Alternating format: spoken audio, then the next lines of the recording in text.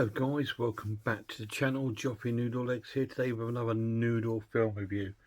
Today we're looking at a 1980s classic slasher called Sleepaway Camp. Now this is the Yankee Bay release, which contains all three of them, but we're going to be focusing on the first one tonight. And it's a typical sort of 80s camp slasher film. Or is it? In fact, it's not, to be honest, because in this one, the victims of the film are the kids. In the other films, it's always the campers that get it. It's sort of like the main, like the ones that are in charge of the camp. This time, it's the kids that are victim, and the film sort of starts off with just sort of like we see these kids playing on the lake with this speedboat and doing sort of water skiing, and there's a young family there, two young kids with a father messing about on their little boat as well. And the kids sort of push the father into the water and tip the boat over, and they're all in the water. And there's one of the girls that's on the speedboat is nagging her boyfriend to drive the boat, and eventually gives in and lets her have a go at driving the boat.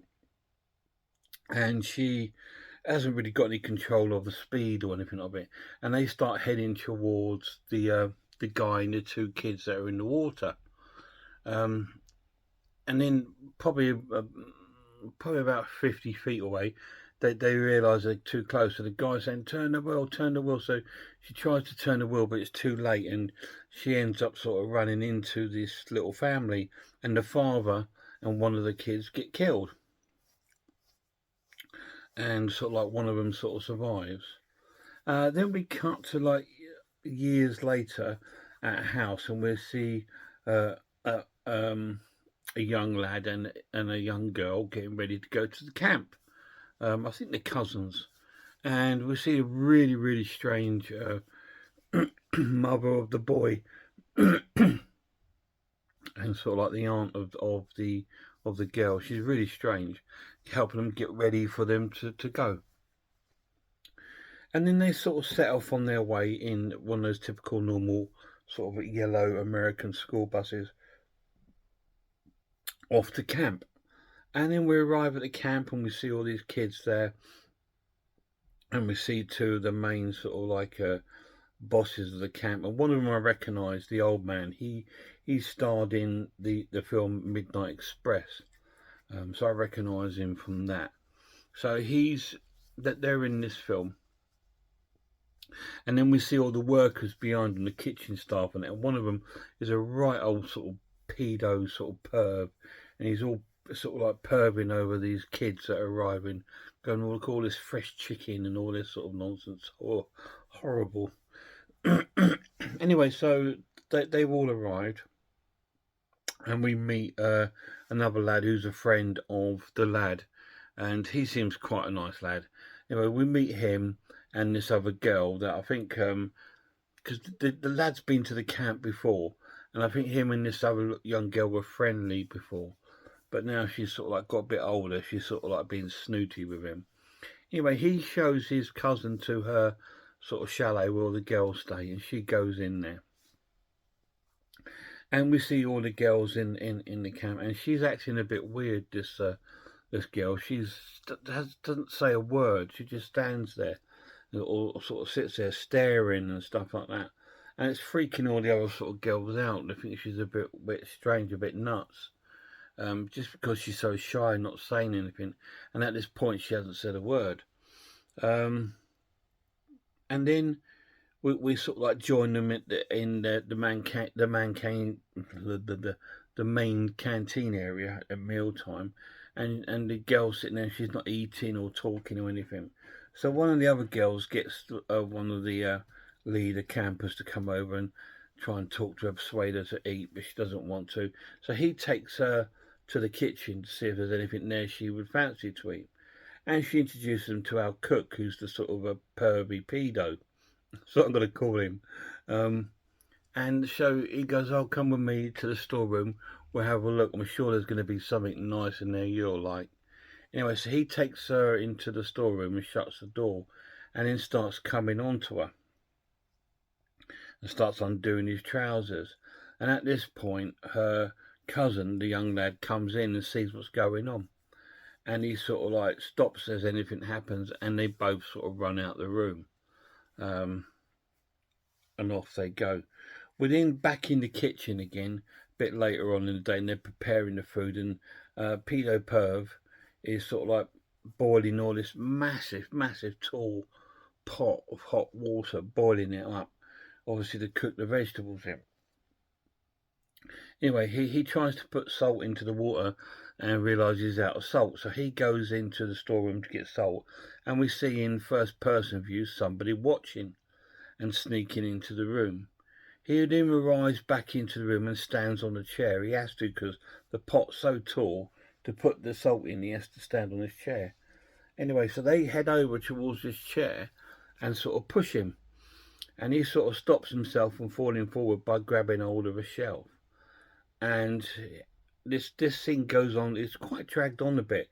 And the person that he recognises her, and it's a kid, grabs hold of the leg chair, and very, very sort of slowly, and he's saying, no, what you think you're doing, what do you think you're doing, all that.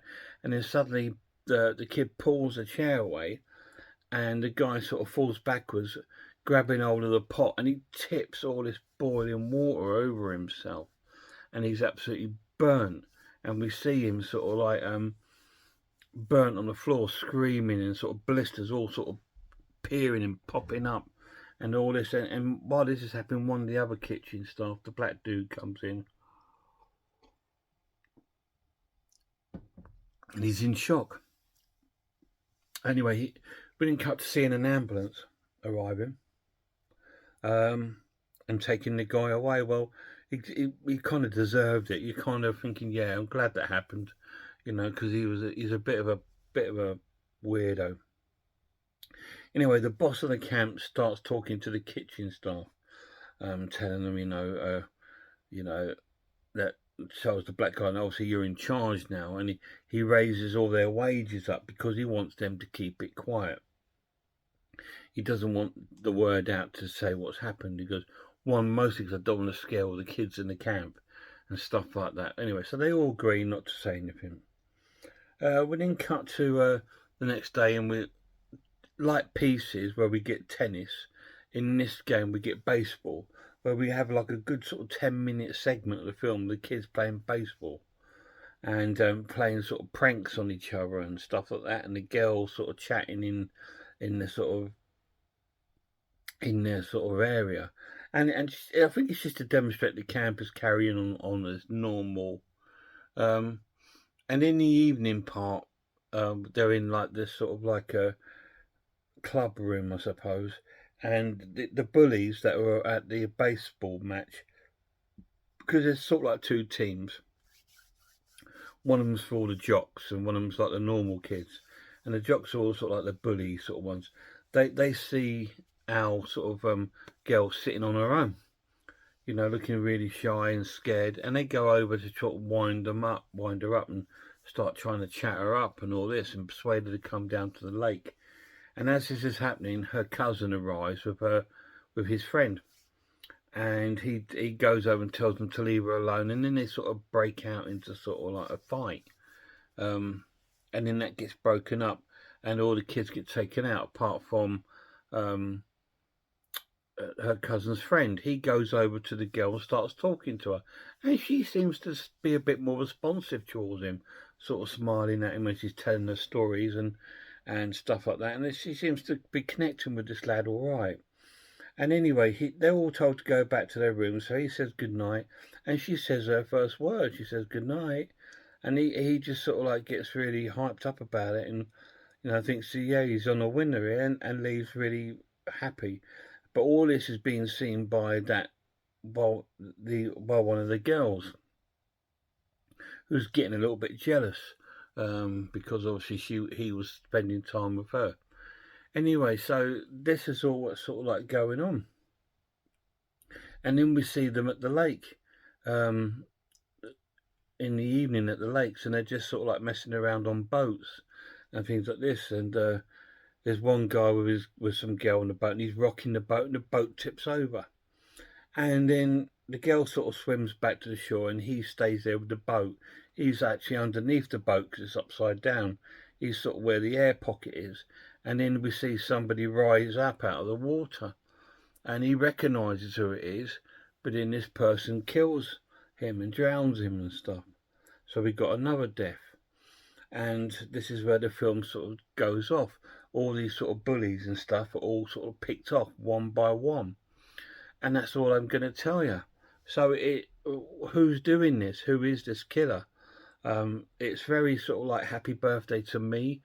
When it comes to the killer, it's in first person, so you don't really see who it is or what it is, or adult, child, or whatever it is. But whoever it is, everyone seems to know. And that's all I'm going to tell you. So who is this killer? Is this girl going to come out of her shell? Is she going to be more talkative? Is she going to become friends with this young lad, the friend of her cousin? You need to watch it and find out. What do I think of Sleepaway Camp? It's awesome. It's an amazing film. It's an amazing slasher film. It's just absolutely fantastic, and it's the one slasher film from the 80s with the absolute shocking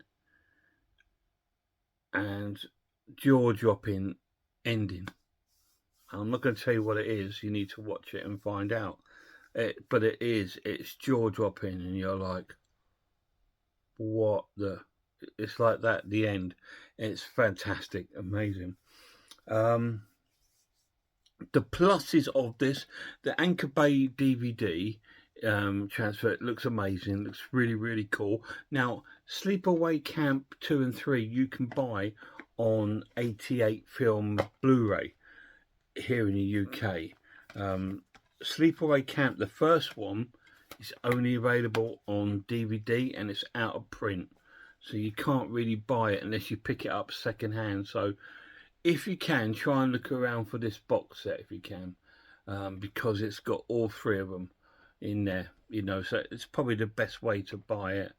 This is well out of print now, so I don't know how much it's going to cost you, but it's certainly worth picking up if you can get hold of it. The cast is really cool. It's very, very Friday the 13th mixed with a bit of Happy Birthday to Me sort of way the sort of film sort of plays out.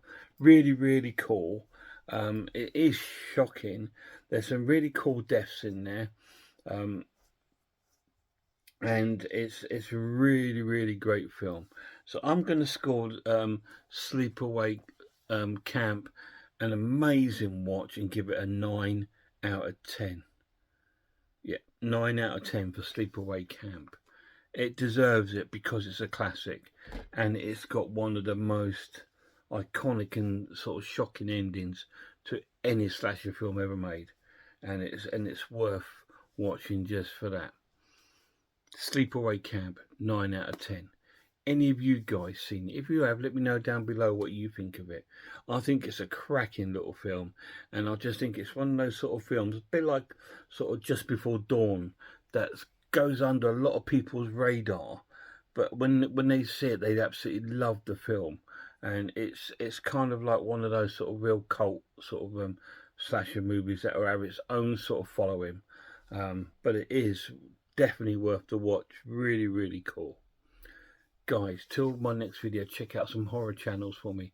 Check out Horror Hands, Horror Geek, Man Film, Oris Designs, Pizzawell, I Am the Ice Lord, Cat Watches Horror Movies, Sarah of Horror, and Grumpy Andrew's Haunted House. And a shout out to my lad Lemon Lord. Till next time, look after yourselves, look after one another, and I really hope I see you all soon.